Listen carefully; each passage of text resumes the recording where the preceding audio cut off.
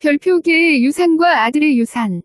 얼마 전 미국의 한 노인이 자기가 기르던 강아지에게 우리 돈으로 1560억을 유산으로 물려주었습니다.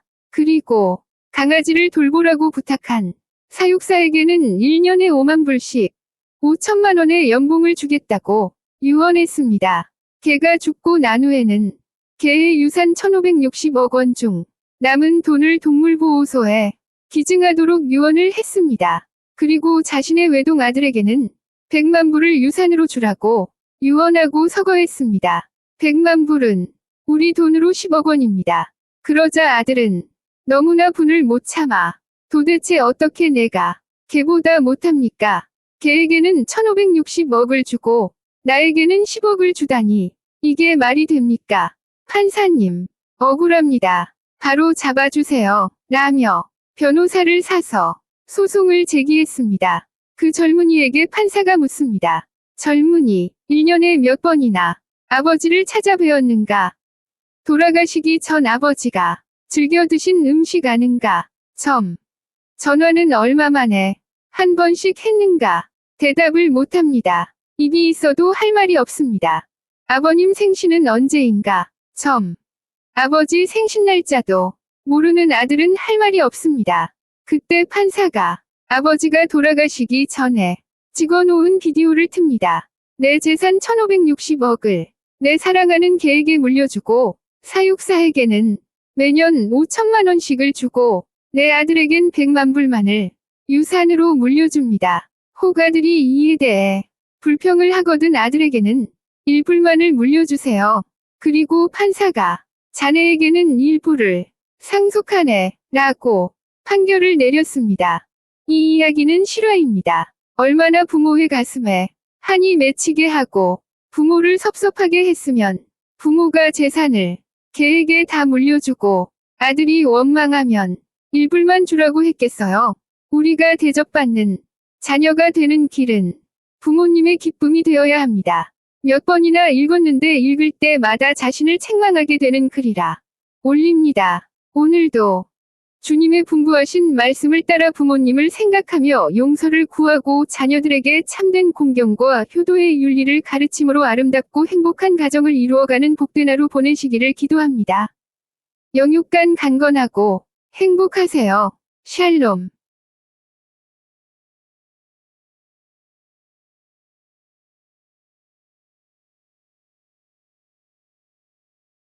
별표계의 유산과 아들의 유산. 얼마 전 미국의 한 노인이 자기가 기르던 강아지에게 우리 돈으로 1560억을 유산으로 물려주었습니다. 그리고 강아지를 돌보라고 부탁한 사육사에게는 1년에 5만 불씩 5천만 원의 연봉을 주겠다고 유언했습니다. 개가 죽고 난 후에는 개의 유산 1560억 원 중 남은 돈을 동물보호소에 기증하도록 유언을 했습니다. 그리고 자신의 외동 아들에게는 100만 불을 유산으로 주라고 유언하고 서거했습니다. 100만 불은 우리 돈으로 10억 원입니다. 그러자 아들은 너무나 분을 못 참아 도대체 어떻게 내가 개보다 못합니까? 개에게는 1560억을 주고 나에게는 10억을 주다니 이게 말이 됩니까? 판사님, 억울합니다. 바로 잡아주세요. 라며 변호사를 사서 소송을 제기했습니다. 그 젊은이에게 판사가 묻습니다. 젊은이, 1년에 몇 번이나 아버지를 찾아뵈었는가? 돌아가시기 전 아버지가 즐겨 드신 음식 아는가? 전화는 얼마 만에 한 번씩 했는가? 대답을 못합니다. 입이 있어도 할 말이 없습니다. 아버님 생신은 언제인가? 아버지 생신 날짜도 모르는 아들은 할 말이 없습니다. 그때 판사가 아버지가 돌아가시기 전에 찍어놓은 비디오를 틉니다. 내 재산 1560억을 내 사랑하는 개에게 물려주고 사육사에게는 매년 5천만 원씩을 주고 내 아들에겐 100만 불만을 유산으로 물려줍니다. 혹 아들이 이에 대해 불평을 하거든 아들에게는 1불만을 물려주세요. 그리고 판사가 자네에게는 1불을 상속하네 라고 판결을 내렸습니다.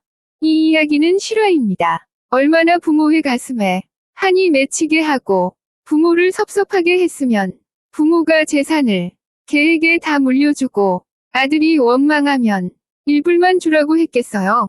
우리가 대접받는 자녀가 되는 길은 부모님의 기쁨이 되어야 합니다. 몇 번이나 읽었는데 읽을 때마다 자신을 책망하게 되는 글이라 올립니다. 오늘도 주님의 분부하신 말씀을 따라 부모님을 생각하며 용서를 구하고 자녀들에게 참된 공경과 효도의 윤리를 가르침으로 아름답고 행복한 가정을 이루어가는 복된 하루 보내시기를 기도합니다. 영육간 강건하고 행복하세요. 샬롬.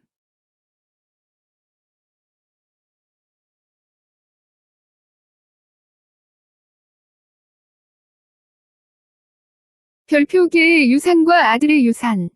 얼마 전 미국의 한 노인이 자기가 기르던 강아지에게 우리 돈으로 1560억을 유산으로 물려주었습니다. 그리고 강아지를 돌보라고 부탁한 사육사에게는 1년에 5만 불씩 5천만 원의 연봉을 주겠다고 유언했습니다. 개가 죽고 난 후에는 개의 유산 1560억 원 중 남은 돈을 동물보호소에 기증하도록 유언을 했습니다. 그리고 자신의 외동 아들에게는 100만 불을 유산으로 주라고 유언하고 서거했습니다. 100만 불은 우리 돈으로 10억 원입니다.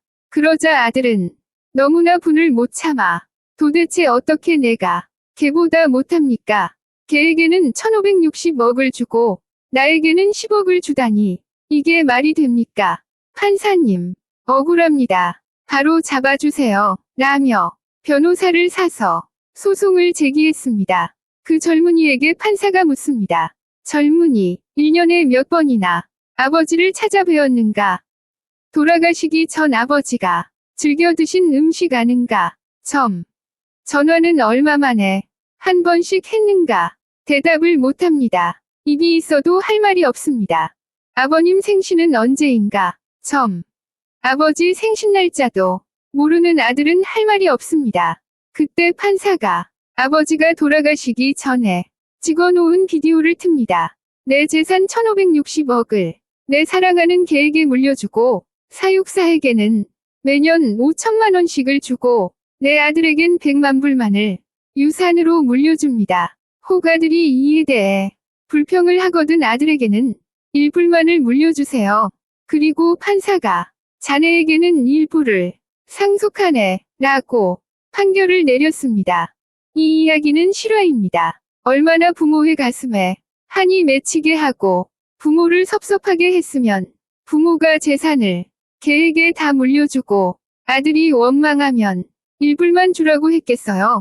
우리가 대접받는 자녀가 되는 길은 부모님의 기쁨이 되어야 합니다.